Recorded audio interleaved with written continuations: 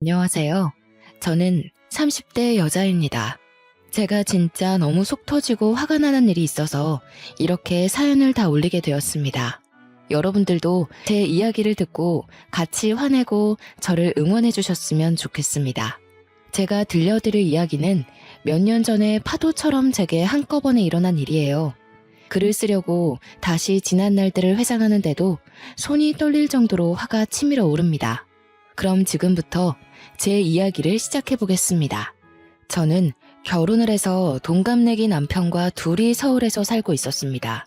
저희의 연애 이야기를 해봤자 남들과 다를 거 없이 2년 정도 만났고 서로 훈기가 차서 결혼을 하게 되었죠. 글쎄, 애진옥에 이런 집안인 걸 알았더라면 어떻게든 헤어지고 피했을 텐데 다시 생각해도 바보 같았습니다. 그때는 서로를 너무나도 끔찍하게 아끼고 사랑해서 어떤 고난이 닥쳐도 이겨낼 수 있을 거라고 생각했습니다. 그래서 양가의 축복 아래 결혼을 했어요. 시댁은 강원도 아주 시골에 자리 잡고 있었습니다. 남편이 결혼 전에는 거리가 멀고 차편이 애매하다는 이유로 1년에 명절이나 시부모님 생신 이외에는 잘 가지 않았습니다. 연애할 때도 그래왔기 때문에 사실 결혼하고 나서도 그러면 된다고 생각했어요. 남편에게는 저희보다 5살 많은 신우가 있었습니다.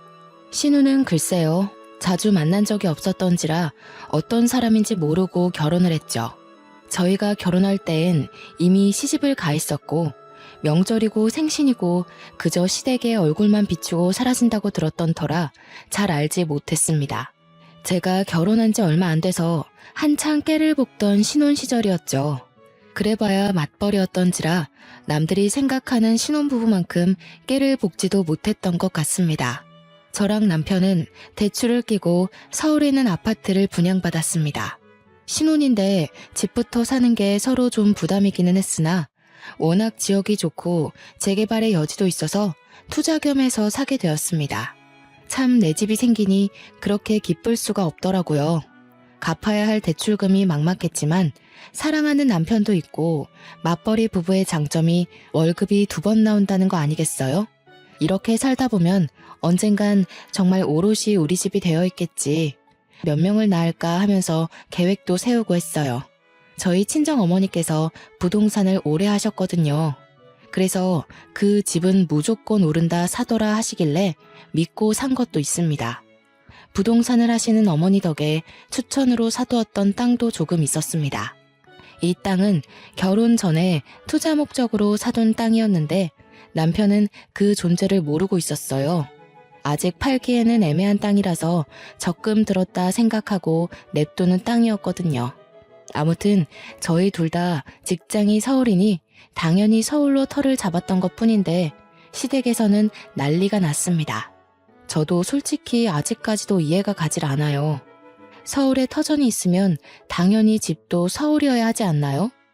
강원도로 오지 않고 친정 가까운 곳으로 집을 얻었다면서 시댁을 무시하냐고 난리가 났습니다. 아니, 집 살 때 이런 한 푼도 보태준 게 없으면서 왜 감나라 배나라 하는 건지 솔직히 어이가 없었어요. 강원도로 가면 당장 직장은 어떡합니까? 직장 때려치고 강원도로 간다고 치면 그럼 대출금은 누가 갚아주겠어요? 저는 시부모님께 솔직하게 말씀드렸죠. 시댁 식구 어렵다지만 시대도 바뀌었고 할 말은 하고 지내야 된다고 생각했어요. 그럼 저희 직장은 어떡해요? 당장 강원도로 오라는 말씀은 좀... 여자가 무슨 직장이야. 집에서 내조를 해야지. 그럼 저희 대출금은 그이 혼자서 갚으라는 소리예요? 아니, 너네 집 부동산 한다더니 땅도 조금 없드냐? 벌써부터 우리 아들 고생시키는 거야 지금? 꽤나 부자인 척 하길래 집도 턱턱 사주는 줄 알았더니 대출이라니. 알고 보니 남편이 대출받아서 산 집이라는 말도 안 했더라고요. 저는 첫 단추부터 삐걱거리는 느낌을 받았습니다. 하지만 이미 산 걸 어쩌겠어요? 부루마블도 아니고 팔겠습니다 하고 바로 팔 수 있는 것도 아니고요. 시어머니는 계속해서 말도 안 되는 고집을 부렸습니다. 저보고 남편이랑 같이 강원도로 발령받아서 오면 되지 않느냐고 하더라고요. 저는 기가 찼습니다. 발령이라는 게 제가 가고 싶다고 갈 수 있는 것도 아니고 안 된다고 계속 말하는데도 쓰잘데기 없는 고집을 부리면서 저한테 소리 지르는 것도 싫었고요. 저는 남편에게 이 이야기들을 전달하고 어머님께서 저런 식으로 우기면 전화도 안 받겠다고 엄포를 놓았습니다. 그 뒤로 어머니께서는 틈만 나면 제게 전화를 해서 주말에 강원도로 오라고 했습니다. 강원도도 춘천이면 지하철이라도 타고 가죠. 무슨 감자밖에 없을 것 같은 시골에 살면서 매주 주말마다 안 오냐 하시는데 미치는 줄 알았어요. 남편에게도 제가 몇 번이나 물어보았습니다. 아니, 자기 결혼 전에는 1년에 서너 번만 갔다며? 근데 내가 결혼하고 나니까 또 마음이 바뀌셨나.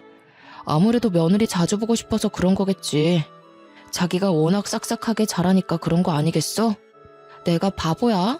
나를 예뻐해 주시는 거랑 부려먹는 거랑 구별도 못하게? 부려먹다니, 우리 엄마 그런 사람 아니야. 정말 인터넷에나 보던 우리 엄마 그런 사람 아니야 소리를 제가 듣고 있더라고요. 저는 남편도 제 편이 아닌가, 정말 말 그대로 남의 편인가 싶었죠. 얘야, 우리 밭에 구황작물 캐야 하니까 주말에 오거라. 저 주말에 특근 있어서 이번 주는 어려울 것 같아요. 그이 말 들어보니까 주말에만 일일 알바하는 청년들이 마을회관 가서 신청하면 온다던데. 그렇게 해보세요. 얘야, 다음 주에는 우리 마을 이장님 생신이라 잔치가 있는데 와서 일손 좀 거들거라. 저희 친척 오빠 결혼식이라서 거기 가봐야 할 것 같아요. 설마 연고도 없는 어머님 댁 마을 이장님 생신 챙겨드리느라 친척 결혼식에 가지 말라는 소리는 아니시죠? 얘야, 이제 여름인데 강원도는 시원하니 주말에 와서 우리 밥도 좀 차려주고 쉬다 가거라. 저도 서울이 너무 더워서 그이랑 주말에 펜션으로 놀러 가려고요. 어머님도 아버님이랑 근교에 여행이라도 다녀오셔요. 저는 아주 눈치가 없는 척하면서 요리조리 잘 피해 다녔습니다. 하지만 그런 레퍼토리도 많지 않아서 매주 주말마다 피해 다닐 순 없겠더라고요. 남편 눈치도 솔직히 좀 보이기도 했고요. 그래서 하루는 큰맘 먹고 남편이랑 그 먼 강원도 산골까지 찾아갔습니다. 제가 오니 마치 벼르고 있었던 사람처럼 온갖 소일거리를 다 들고 오시는데 진짜 기절하는 줄 알았어요. 무슨 시래기를 말리자고 일일이 손질해서 넣어놓으라고 하질 않나. 매운 고추씨를 빼야 된다면서 눈물 콧물 다 쏟다 못해서 매운 기에 피부까지 따갑게 만들기도 했고요. 반나절 놀다가 집으로 가려고 했는데 저한테 몸빼바지 쓱 던지면서 자고 가라고 하시더라고요. 남편은 아버님이랑 산책한다고 나가버리고 하나도 도와주지도 않고, 제가 평일에는 직장 다니면서 힘들게 일하고 주말에는 여기 와서 막노동을 하고 있다는 사실이 참 개탄스러웠습니다. 그래도 이렇게 한 번 하고 나면 몇 달은 잠잠해지겠지 싶어서 꾹 참았습니다. 몸빼바지를 입은 저를 보고 한바탕 크게 웃은 남편에게 조용히 눈으로 욕을 했더니 입 다물더라고요. 설마 자고 가려는 생각인가 싶었는데 남편도 편한 옷으로 갈아입더니 저녁은 언제 먹냐고. 진짜 저 주둥이를 꼬매버리고 싶다는 생각만 가득했습니다. 그래도 일이 이렇게 된 거 성심성의껏 밥상이나 차려보자 싶어서 시골 된장 구수하게 된장찌개 끓이고 각종 나물들로 무침도 하고 선물로 사간 고기도 양껏 구웠습니다. 남편과 아버님은 맛있다고 엄지척 올리시면서 식사 잘하는데 어머님만 깨작깨작 하시더라고요. 어머님, 입맛에 안 맞으세요? 아니, 된장을 얼마나 풀어넣은 거냐? 찌개는 도무지 짜서 못 먹겠고 나물들은 손맛 하나 없이 싱겁고 고기는 이렇게 설렁설렁 구워서 핏물 다 나오는데 역해서 이걸 우째 먹어? 이 고기는 진짜 비싸고 좋은 고기라서 살짝만 익혀 먹는 거예요. 된장찌개는 밥 비벼 먹기 딱 좋은데 나물은 제가 손맛이 좀 부족하긴 한가 봐요. 우리 아들이 매번 이렇게 맛없는 밥상을 끼니랍시고 먹었을 거 생각하니 내 속이 다 분하다. 그러길래 네가 강원도에 집을 얻었으면 내가 요리도 가르쳐주고 살림도 가르쳐주고 했을 거 아니니? 저는 그 말이 정말 기분 나빴습니다. 표정이 순식간에 굳자 남편이 숟가락을 놓고 시어머니께 애교를 떨더라고요. 아니야, 우리 여보가 나한테 얼마나 맛있게 밥 해주는데. 나는 아주 간이 딱 좋은데. 물론 나물이야 우리 엄마가 해준 게 더 맛있지. 안 되겠다. 내가 한 달에 2-3번씩 반찬해서 가져다 주고 너희 집 가서 자고 올까? 내가 차려준 밥이 훨씬 맛있지. 역시 세월의 손맛은 따라가기 힘들지. 아가, 내가 이제 가서 반찬도 해주고 살림도 좀 살펴주고 하마. 저는 정말 세상에서 가장 듣고 싶지 않은 소리였죠. 말이 좋아 반찬 들고 오신다는 거지 제 살림 하나하나 뜯어보겠다는 소리 아니겠어요? 저는 싫다고 거절도 못하고 아주 어색하게 웃으면서 대답했습니다. 어머니, 그래도 저희끼리 스스로 해야 나중에도 서로 맞추기 편할 것 같아요. 제가 알아서 노력해서 잘 해볼게요. 너무 걱정 마시고 어머님은 아버님이랑 즐겁게 주말 보내셔요.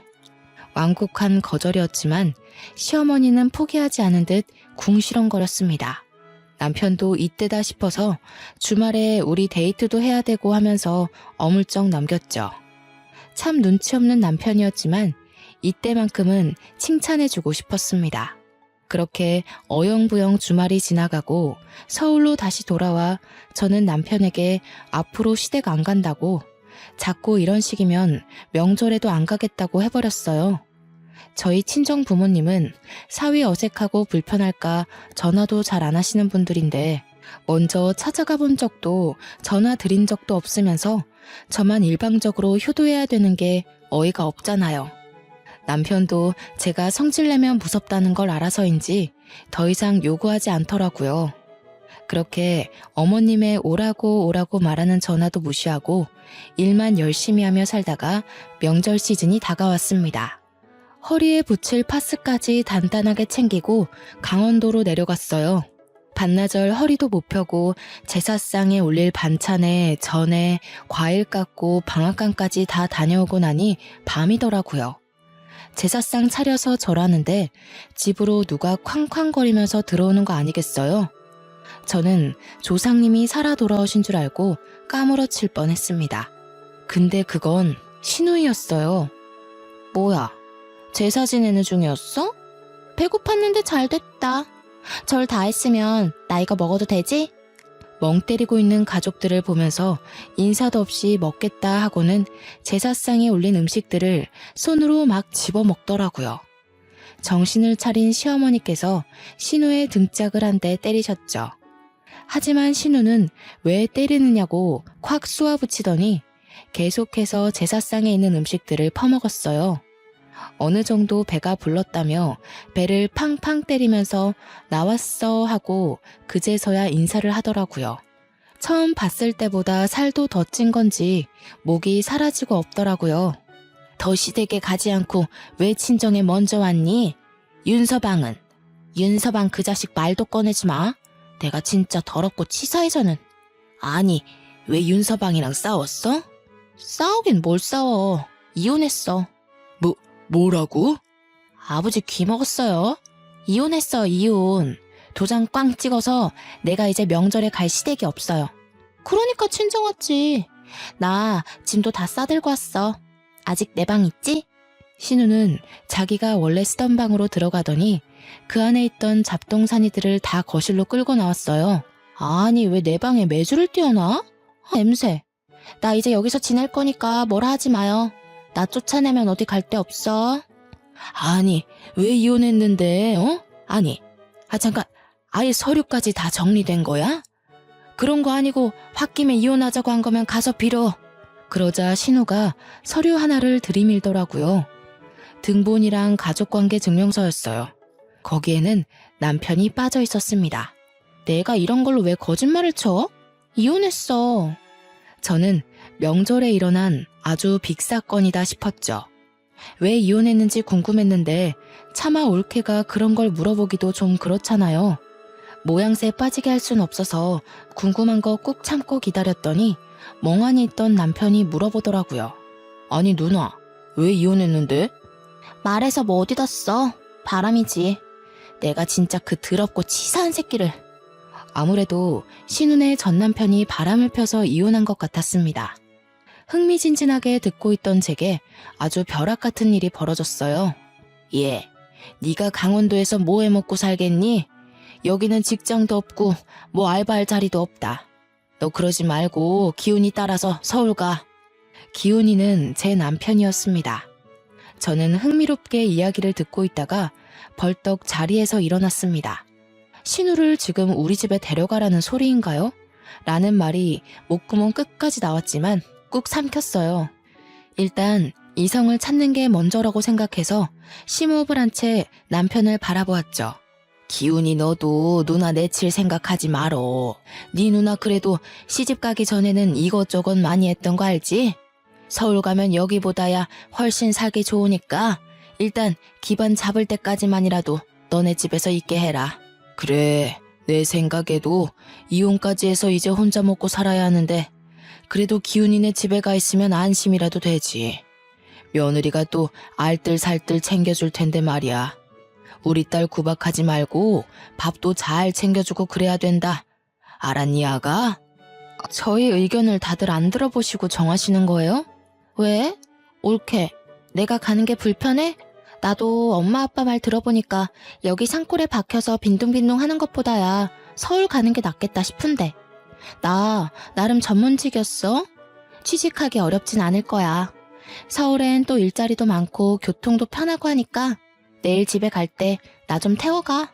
다짜고짜 통보를 해대는 턱에 제가 방어하기는 쉽지 않았습니다. 남편에게 도움을 요청했지만 곰곰이 생각하던 남편이 꺼낸 말은 아주 반전이었습니다. 그래, 우리 방 하나 남으니까 거기에 일단 지내는 걸로 하자. 누나가 돈 좀 모으면 그때 원룸을 어떤지 해서 나가는 걸로 하면 되겠네. 오케이, 콜. 결국 다음날 날이 밝자마자 서울로 가자면서 차에 냅다 짐을 실어버리는데 제 이성은 가출해버렸습니다. 저는 남편의 옆구리를 꼬집었고 남편은 또 거기서 눈치 없이 악소리를 내더라고요. 꼬집어. 아니 내가 언제 꼬집었다고 그래? 시부모님께서 저를 빤히 보고 계셨기 때문에 일단 발뺌을 했죠. 신우는 제 눈치가 어떤지 빤히 아는 것 같았음에도 불구하고 모른 척 차에 타더라고요. 갈 때 휴게소 들릴 거지? 나 호두과자랑 알감자 사 먹게. 저희는 그렇게 휴게소까지 알차게 들러서 서울에 왔습니다. 냅다 방 하나를 차지하더니 잘 테니까 밥 차리면 부르라고 하더라고요. 저는 제가 무슨 몸종이라도 된 줄 알았습니다. 우라통이 터지는 거 뭐 어쩌겠습니까? 머리채 잡고 싸울 것도 아니고 그것도 시댁 식구인데 내쫓을 수도 없어서 참았어요. 그래도 6개월 안에는 나가겠지 싶어서 지옥 같은 생활 조금만 버티자는 마음으로 참았죠. 명절이 끝나고 저도 직장인이니까 출근을 해야 하잖아요. 아침에 간단하게 토스트 해먹고 출근해서 열심히 일하고 퇴근하고 집에 왔는데 집안이 개판인 겁니다. 진짜 빨래가 수두룩하게 쌓여있고 점심 먹은 설거지도 하나도 안 해놨더라고요. 남편이랑 구워 먹으려고 사다 놨던 소고기도 야무지게 먹었는지 빈 꽉만 쓰레기통에 담겨 있는데 너무 화가 났습니다. 언니, 아무리 그래도 드신 건 정리를 하셨어야죠. 내가 오늘 좀 바빴어. 거기 빨래 보이지? 내가 며칠 동안 가방에 넣어놨더니 냄새나더라. 그것 좀 빨아놔. 내일 입을 옷이 없어. 신우는 그 한마디 띡 던지고는 방에 들어가더라고요. 저는 빨래통 앞에서 한참을 서성이다가 신우 방문을 벌컥 열었습니다. 글쎄, 제가 회사 일을 다 마치지 못하고 집에 오면 사용하는 업무용 노트북으로 고스톱을 치고 있지 않겠어요? 어머, 그게 제 노트북이에요. 일할 때 쓰는. 그냥 방에 굴러다니던데. 내가 좀 쓸게. 내가 컴퓨터를 못 챙겨왔어. 거기에 업무 자료도 있어서 안 돼요. 이리 주세요. 자료? 아, 무슨 폴더에 서류 이렇게 써있던 거? 내가 게임 깔아야 되는데 용량이 없어서 그거 지워버렸는데. 저는 정신이 가출해버렸습니다. 그 안에는 연간 계획이며 재무제표도 들어있었고 회사 업무와 관련된 중요한 서류들도 백업되어 있었거든요. 저는 신우가 지워버렸다는 말에 놀라서 신우를 밀치고 노트북을 살폈어요. 정말 깨끗하게 지웠더라고요. 저는 일할 때 쓰는 중요한 자료인데 그걸 지우면 어떡하냐고 소리를 질렀어요. 저한테 물어보지도 않고 그걸 그냥 지우고 쓰시면 어떡해요. 그것도 고작 고스톱 치느라 지금 제 업무 손실이 어떤지 아세요? 나 기훈이한테 물어봤는데 그냥 쓰라길래 쓴 거야. 저는 남편에게 전화를 걸었습니다. 남편이 퇴근 중이라며 조금만 기다리라고 하더라고요. 집에 들어서자마자 남편에게 슬리퍼를 집어던졌어요. 너 지금 내 동생한테 뭐 하는 짓이야? 당신이 내 노트북 써도 된다고 했어? 누나가 인터넷으로 뭐 좀 할 거 있다고 해서 쓰라고 했지. 왜 오자마자 슬리퍼를 던지고 그래? 무슨 일 있어? 고스톱 게임 하시느라 내 업무 서류를 다 포맷해버렸어. 이거 어떡할 거야? 내 자료들 다 어디서 복구하냐고. 옳게. 웃긴다. 그거 회사 가면 다 있는 거 아니야? 그리고 그렇게 중요한 걸 개인 노트북에다가 저장해두면 안 되지. 옳게 횡령하고 그러는 거 아니지? 저는 그걸 말이라고 하는지 슬리퍼를 던졌다고 화가 난 남편은 신우 말에 동의하면서 저에게 그렇게 중요한 자료면 미리 USB에 넣어놔야 하는 거 아니냐고 했어요. 솔직히 틀린 말은 아니지만 어차피 저 혼자 쓰는 노트북이고 업무 이외에는 쓰지 않아서 안일하게 생각했었죠. 그 사건은 해결되지 않은 채 제가 회사에서 업무를 2배 더 보는 걸로 마무리가 됐습니다. 하지만 신우짓은 여기서 멈추지 않았습니다. 욕실 개수구에 자기 머리카락이 잔뜩인데 그거 하나 제대로 치우지도 않았고요. 설거지는 당연하고 밥 한 번 차려놓은 적이 없었습니다. 맞벌이 부부인 우리가 퇴근하고 오면 오늘은 뭘 먹을 거냐고 배고프다고 빨리 밥을 하라고 시키더라고요. 자기는 집에서 놀고 먹고 하면서 생활비 한 푼 안 보태는데 밥까지 차리라고 하니까 정말 시어머니를 모시는 것 같았습니다. 그뿐만이 아니었습니다. 빨래를 돌리는 건커녕 빨래통에 빨래를 내놔도 양말은 다 뒤집어져 있고 흰 옷이고 검은 옷이고 속옷이고 다 한꺼번에 섞어놓고 팬티에는 생리가 묻어있는데도 떡하니 펼쳐놓았더라고요. 아니, 생리대도 제 거 가져다가 팍팍 쓰는데 진짜 하나하나 아까워서 미치겠더라고요. 언니는 취업 준비하고 계신 거 맞아요? 내가 왜? 아니, 취업할 거라고 서울 와놓고서는 내가 왜? 라고 묻는 게 정상입니까? 결론은 취업 준비고 나발이고 아무것도 안 하면서 집에서 고스톱이나 치고 있다는 소리 아니겠어요? 저는 진짜 너무 열이 받았습니다. 처음에 약속하셨잖아요. 서울에서 취직하고 싶다고. 그래서 보증금 얻을 동안만 우리 집에 있기로요. 취업이 뭐 그렇게 쉽나? 그러니까요. 준비를 제대로 하셔야죠. 준비도 안 하고 맨날 고스톱만 치고 있으면 취직이 되나요? 아니 옳게 왜 이렇게 빡빡하게 굴어 가족끼리? 너네가 애가 있는 것도 아니고 식구 하나 들었다고 뭐 생활비가 엄청나게 차이 나는 것도 아니잖아. 기훈아, 네 마누라가 이러는데 내가 지금 당장 나가기라도 해야 되니? 그래, 당신 생활비도 그동안 넉넉하지 않았어? 우리가 둘 다 돈도 벌고 하는데 누나가 뭐 먹으면 얼마나 먹고 전기랑 물 쓰면 얼마나 쓰겠어. 지금 그걸 말이라고 해? 우리는 낮에 집에 그동안 없었으니까 쓸 일이 없었지. 그 신우는 맨날 있잖아. 맨날 고스톱 치느라 노트북 쓰고 덥다고 선풍기 꺼내 틀고. 그거 해봐야 얼마나 쓴다고. 그냥 내가 밥도 대충 있는 걸로 알아서 먹고 할 테니까 나 신경 쓰지 마. 어떻게 신경을 안 써요? 아니 그렇게 신경이 쓰면 용돈이라도 주고 말하던가. 제가 용돈을 왜 드려요? 도대체 언제 나가실 거예요? 이거 봐. 나 내쫓는 게 목적이었네. 아니 내가 무슨 잔소리를 했어 어쨌어? 내가 신우짓 한 것도 없는데 왜 그래? 어차피 내 남동생네 집이고 방도 하나 남고 가족끼리 서로 도와야 하는 거 아니야? 남는 방 아니에요. 저희 애기 가지면 애기가 쓸 방이에요. 그래서 지금 뱃속에 애라도 들었니? 애도 없잖아. 이럴 때만 애 타령하지. 우리 엄마 아빠가 애 가져라 할 때는 돈 벌어야 돼요 하더니 속 보인다 너? 그러더니 아주 앞으로 힘들게 해줄 수도 있다면서 큰 소리 뻥뻥 치고는 방으로 쏙 들어가 버리더라고요. 진짜 고구마 한 200개는 먹은 것 같은 답답함이 온 몸을 휘감았습니다. 남편은 제게 누나 고집은 절대 못 꺾는다면서 말을 너무 심하게 한 거 아니냐고 했어요. 솔직히 말을 더 심하게 한 사람이 누군데 제 탓을 하나요? 이런 식으로 제 식구만 싸고 돌면 이혼해. 저는 아주 초강수를 두었습니다. 시골 분들이셔서 아들내미 이혼한다고 하면 뒷목은 잡으실 것 같은데 남편은 어떻게 나오나 궁금했습니다.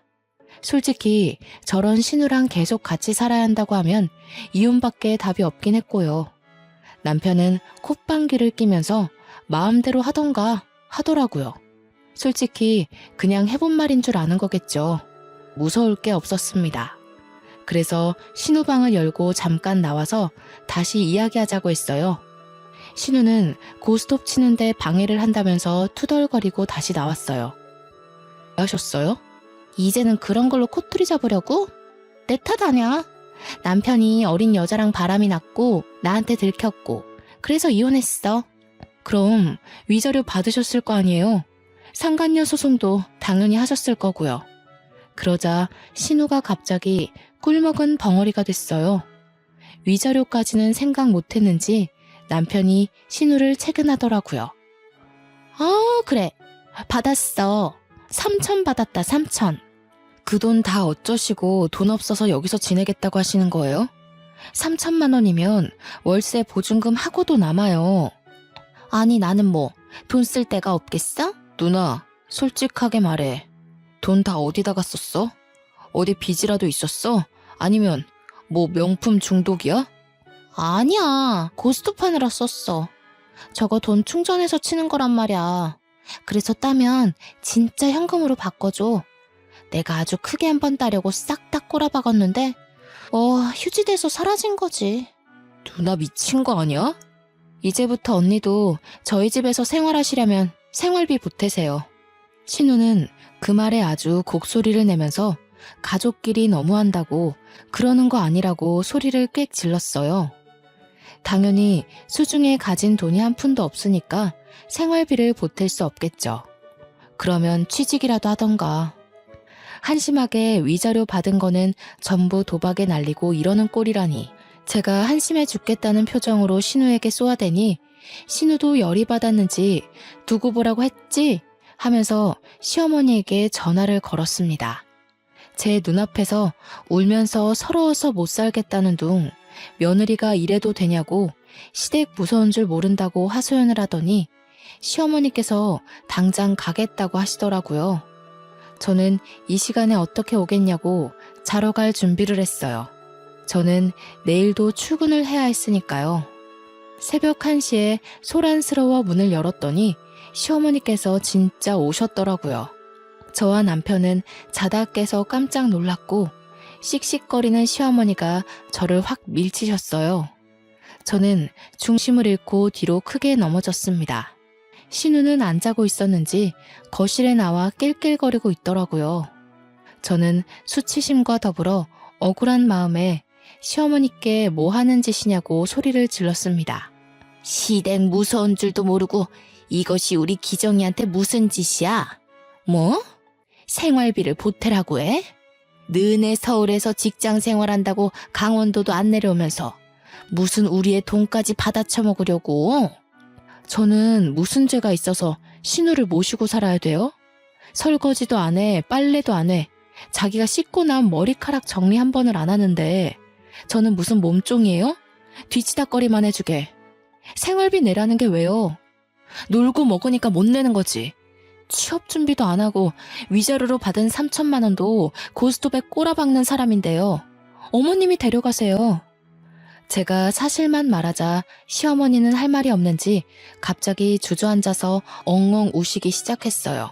신우와 남편도 그런 시어머니 옆에 찰싹 붙어서 편을 들더라고요. 너 어른한테 싸가지 없이 그게 무슨 말버릇이야? 그것도 남도 아닌 우리 엄마한테. 너 이런 식으로 나오면 너도 이혼남 될 줄 알아. 이혼이라는 말에 시어머니께서 욕을 한 사발이 뱉으면서 제 머리채를 잡으셨습니다. 저는 머리카락이 쥐어뜯기는 와중에 저희 친정 부모님께 전화를 걸었어요. 살려주세요 하면서 전화를 걸자 새벽 2시가 다 되어가는 시간인데도 무슨 일이냐며 한달음에 신혼집으로 달려오셨습니다. 저는 머리가 산발이 되어 있고 시어머니와 신우도 씩씩거리고 있고 남편은 일 크게 만든다며 저를 나무라더라고요. 저희 부모님은 그 꼴을 보고 너무 열이 받았는지 저한테 싹 다 이야기하라고 했고 저는 시어머니의 시집살이부터 시작해서 신우가 우리 집에 온 것까지 빠짐없이 일러 바쳤습니다. 이런 망할 집구석을 봤나? 당장 이혼해. 누구 마음대로 이혼을 합니까? 누가 뭘 잘못했는데? 지금 우리의 머리털 다 뜯어놓고도 그런 소리가 나옵니까? 경찰 안 부른 것만으로도 감사한 줄 아십시오. 참나. 그럼 이혼하더라도 할 건 확실하게 하자. 너 그 땅값 많이 올랐더라? 그것도 반반하는 거지? 땅? 무슨 땅? 내가 깜빡 속았지 뭐야. 얼마 전에 일이 있어서 등기부등본 떼보니까 제 명의로 땅이 있더라고, 하남에. 알짜배기라서 값도 엄청 올랐던데 그것도 반으로 나눠. 아니, 그건 우리 딸 시집 오기 전부터 가지고 있었던 건데 왜 나눠? 재산이 있는 거 숨기고 대출받아서 집 샀잖아요. 그 땅만 팔았어도 대출금 안 갚아도 되는 건데 속인 게 맞으니 내놔야죠. 그거 팔아서 내 피부관리샵 내면 되겠네. 그러면 이혼도 안 해도 되는 거 아니야? 나는 샵 운영하면서 수익금 나면 생활비 내면서 여기서 살고 나 취직도 하는 거고 다 좋은 거 아니야? 언니 머리에 똥만 가득 찼어요? 내가 그걸 팔아서 왜 언니 가게를 내줘요? 우리 집 대출금도 갚고 있는 마당에. 요망한 기집애. 재산이 있으면서도 그게 아까워서 숨기고 우리 아들 뼈 빠지게 일한 돈으로 대출금을 갚으라고 시켜? 아들만 대출금 갚았나요? 저도 같이 갚고 있거든요. 이 집 공동명의예요. 아주 개판으로 싸움이 나자 저희 어머니께서 저를 말렸습니다. 어차피 결혼 전에 받은 재산이기 때문에 나누지 않아도 된다고 정 그러면 변호사라도 선임하겠다고 했어요. 시골 분들이니 변호사 이야기 나오자 시어머니께서 입을 꾹 다무시더라고요. 저는 남편에게 친정에 가 있을 테니 이혼 서류 준비하라고 했습니다. 말했다시피 집은 공동명의니까 이혼해도 딱 반으로 나눠. 팔아서 대출금 갚고 남은 돈 반으로 가르자고. 알겠어? 저는 친정 부모님과 함께 짐을 싸서 친정으로 피신했고요. 다음날 정신이 들었는지 미안하다고 잠이 덜 깨서 상황 파악을 못한 것 같다고 비는 남편에게 소용없다고 했습니다. 남편은 친정까지 찾아와서 빌었지만 저희 아버지께서 소금을 뿌려 쫓아냈고요. 합의 이혼 안 해준다는 말에 결국 변호사를 선임했고 조정기간 동안 협의가 잘 돼서 아파트는 제가 말했던 대로 처분하기로 했습니다. 맘 같아서는 위자료까지 받아내고 싶었지만 그러면 소송기간이 길어질 수 있다는 변호사의 말에 포기했습니다. 저는 법원을 나와 저를 붙잡으려던 남편을 뿌리치고 똑똑히 들으라며 말했어요. 너랑 살았던 그 3년 남짓한 시간이 아주 지옥이었어. 너네 누나한테도 가서 전해. 그깟 인터넷 고스톱에 3천만 원을 쓸 정도 도박 중독이라고. 그거 꼭 치료받으라고. 알겠어? 저는 저를 기다리고 있는 아버지의 차에 올라탔고 이혼 절차가 마무리되자마자 핸드폰 번호도 바꾸어 버렸습니다. 남편 번호도 차단해버렸고요. 시댁과 관련된 모든 번호를 차단했습니다. 솔직히 회사까지 찾아오진 않을까 한동안 겁먹고 조용히 지냈는데 그런 몰상식한 짓까지는 하지 않더라고요. 저는 친정에 돌아와 직장 생활을 열심히 하면서 전 남편에 대한 기억을 지우려고 애썼습니다.